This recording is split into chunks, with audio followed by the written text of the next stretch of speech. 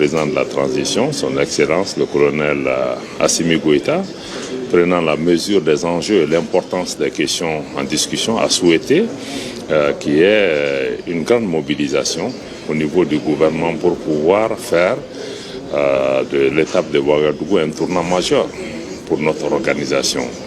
Au regard de tout le contexte géopolitique aujourd'hui, il nous faut aller très vite dans la concrétisation des choix stratégiques de l'AES.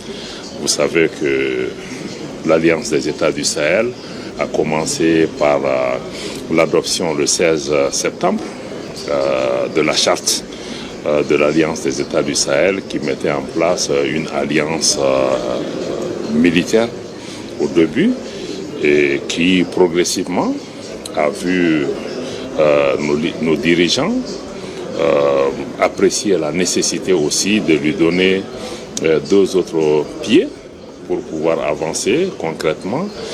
D'abord le renforcement de la dimension économique, l'intégration économique et commerciale et le rapprochement de nos populations, comment mieux répondre aux aspirations de nos populations, notamment à travers des projets intégrateurs pour qu'il y ait des liens physiques, économiques et commerciaux entre nos pays qui puissent bénéficier à nos populations.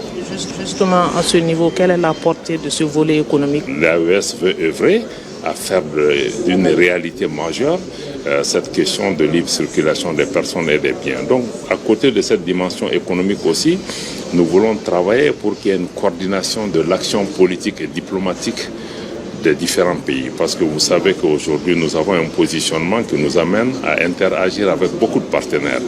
Et il est important que l'Alliance des États du Sahel ou les États de l'Alliance puissent parler d'une seule voix.